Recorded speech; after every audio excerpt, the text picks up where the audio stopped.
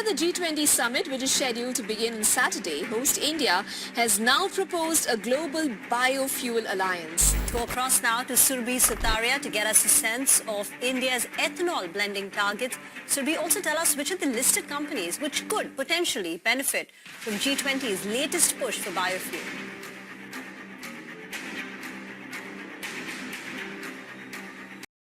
दोस्तों, हाल ही में इंडिया में ऑर्गेनाइज किया गया था G20 समिट और इस समिट के दौरान prime minister mister Narendra Modi ने ऐलान किया ग्लोबल बायोफ्यूल अलायंस का।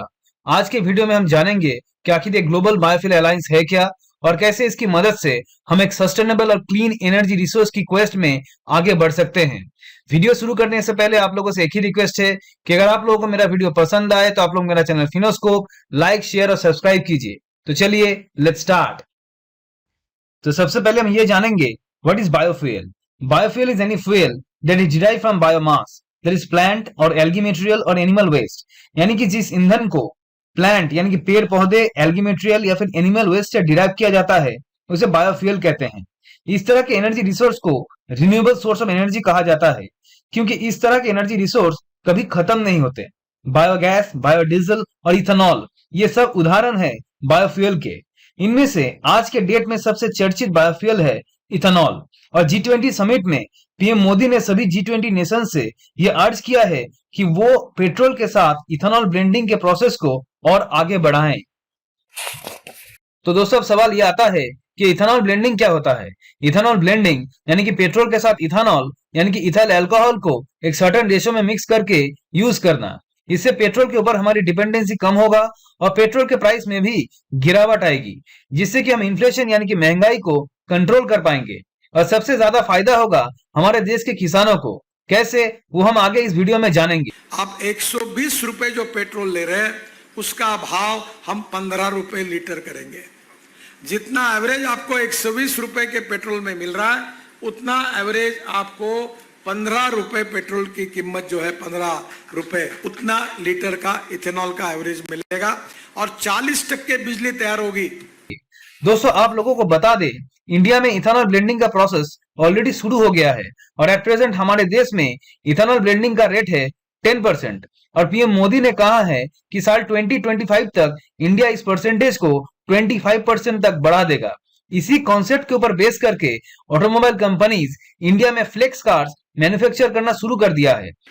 आज का ये दिन बहुत खुशी का दिन है और केवल खुशी का दिन नहीं है, ऐतिहासिक दिन है, क्योंकि टोयोटा किर्लोस्कर द्वारा आज जो प्रोटोटाइप वर्ल्ड की first BS6 stage 2 electrified flex fuel Innova गाड़ी आज लॉन्च हो रही है। दोस्तों, फ्लेक्स कार यानी कि जिनमें हम पेट्रोल या फिर इथेनॉल मिक्स पेट्रोल दोनों का इस्तेमाल करके चला सकते हैं। तो दोस्तों, अब सवाल यह आता है कि इथेनॉल ब्लेंडिंग का शुरुआत कहां से हुआ। तो इसका जवाब है साल 1970 का एनर्जी क्राइसिस। साल 1973 में इजिप्ट और सीरिया दोनों मिलकर इजराइल पर अटैक कर देते हैं। उस टाइम अमेरिका इजराइल को सपोर्ट करते हुए उनको एमुनिशन सप्लाई करते हैं। इससे अरब कंट्रीज अमेरिका के ऊपर खफा हो जाते हैं और अमेरिका को सबक सिखाने के लिए क्रूड ऑयल का प्राइस 4 गुना बढ़ा देते हैं, जिससे क्रूड ऑयल का प्राइस $3 पर बैरल से बढ़ के $12 पर बैरल हो जाता है। उसी के साथ अरब कंट्रीज क्रूड ऑयल के सप्लाई में भी कुछ सैंक्शंस लगा देते हैं। क्रूड ऑयल का प्राइस आसमान छूते ही दुनिया रिसेशन के घेरे में आ जाता है। कई सारे लोग अपने जॉब्स खो देते हैं और पूरी दुनिया एक एनर्जी क्राइसिस से गुजर रहा होता है। लेकिन एक देश ऐसा भी था जो इसका सोल्यूशन ढूंढ लेता है और वो था ब्राजील। ब्राजील इस एनर्जी क्राइसिस से लड़ने के लिए इनिशिएट करता है नेशनल अल्कोहल प्रोग्राम। इस प्रोग्राम के तहत ब्राजील गवर्नमेंट इथेनॉल को पेट्रोल का सब्स्टिट्यूट बनाने के लिए रिसर्च में लग जाता है।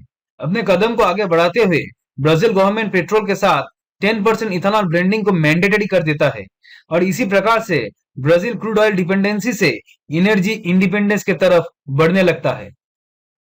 30 years ago, as the price of gas rose, Brazil bet on a greener alternative when they began to distribute ethanol, a combustible alcohol made from sugarcane. At the time, the fuel was offered at just 16 pumps in 5 cities. Today, it is available at all pumps across the country and has surpassed gas as the #1 fuel. अब दोस्तों, अगर आप लोगों को Brazil का policy समझ में आया है तो वापस आते हैं इंडिया के करंट सिनेरियो पे। अगर हम इंडिया की बात करें तो आज के डेट में हमारे देश में पेट्रोल की एवरेज कीमत है 105 रुपए प्रति लीटर। और पेट्रोल इतना महंगा होने की वजह से आज हमारा देश महंगाई से जूझ रहा है। और आपको जानकर हैरानी होगी कि petroleum planning and analysis cell के एक रिपोर्ट के अनुसार फाइनेंशियल ईयर 22-23 में क्रूड ऑयल के एक्सपोर्ट के ऊपर इंडिया ने 157.6 बिलियन डॉलर्स खर्चा किया है। तो इससे हम अंदाजा लगा सकते हैं कि हमारा देश पेट्रोल के ऊपर कितना डिपेंडेंट है। तो इसीलिए इंडियन गवर्नमेंट ने यह फैसला किया है इथेनॉल ब्लेंडिंग के ऊपर ज्यादा से ज्यादा स्ट्रेस देने के लिए। अब दोस्तों ये जानना बहुत जरूरी है कि इथेनॉल बनाने के लिए रॉ मटेरियल्स क्या क्या चाहिए।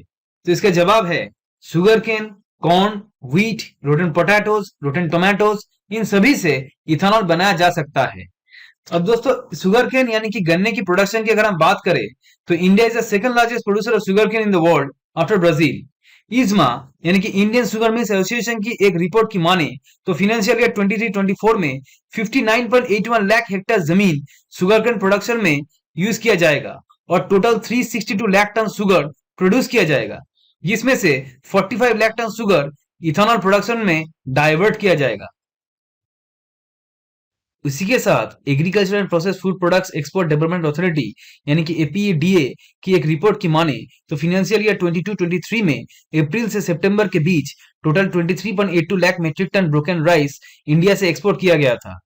आप लोगों के नॉलेज के लिए बता दे कि ब्रोकन राइस भी एक रॉ मटेरियल है इथेनॉल बनाने के लिए।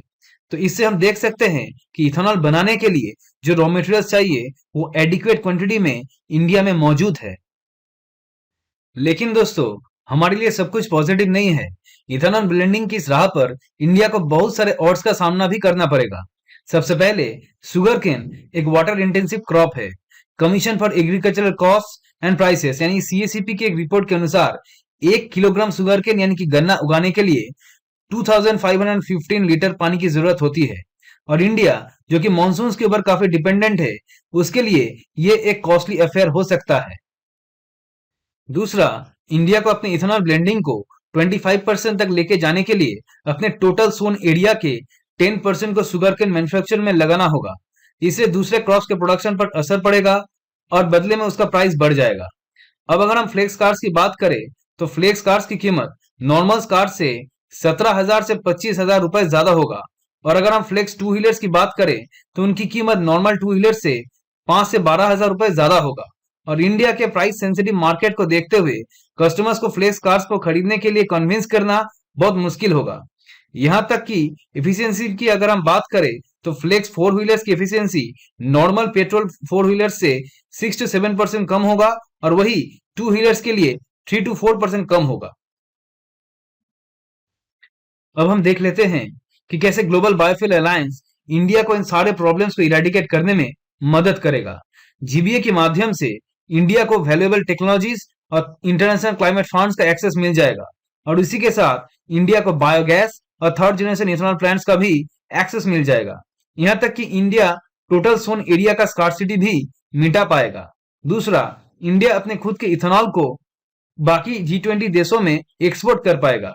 क्योंकि फ्लेक्स फ्यूल कार्स का कॉन्सेप्ट सबसे पहले ब्राजील में आया था, तो इंडिया को ब्राजील से फ्लेक्स फ्यूल्स का एडवांस टेक्नोलॉजी सपोर्ट भी पूरा मिलेगा, जिससे कि इंडिया और भी एडवांस फ्लेक्स फ्यूल बनाने में सक्षम होगा। तो दोस्तों आज के लिए बस इतना ही। इंडिया अपने बायोफ्यूल के टारगेट को अचीव कर पाता है या नहीं, ये तो वक्त ही बताएगा। और अगर इंडिया सफल हो जाता है तो हमें फ्यूल के लिए गल्फ कंट्रीज के ऊपर डिपेंडेंट नहीं रहना पड़ेगा और पूरे देश में ट्रांसपोर्टेशन और लॉजिस्टिक्स के कॉस्ट में एक भारी गिरावट देखने को मिलेगा, जिससे कि हम इन्फ्लेशन रेट को कंट्रोल करने में कामयाब होंगे। ऊपर से बायोफ्यूल का उपयोग जितना बढ़ेगा उतना हमारे देश में किसानों को फायदा होगा। उन्हें अपने फसल का जैसे कि शुगर केन एक्सेट्रा एक अच्छा दाम मिलेगा। और लास्टली हम इंडिया को एक पोल्यूशन फ्री कंट्री बनाने में भी कामयाब होंगे। तो उम्मीद करता हूं कि आज का वीडियो आप लोगों को पसंद आया होगा। अगर आप लोगों को मेरा वीडियो पसंद आए तो आप लोग मेरा चैनल फिनोस्कोप लाइक, शेयर और सब्सक्राइब कीजिए। तो मिलते हैं एक नए टॉपिक में, एक नए वीडियो में। तब तक के लिए खुश रहिए, सेफ रहिए। Thank you.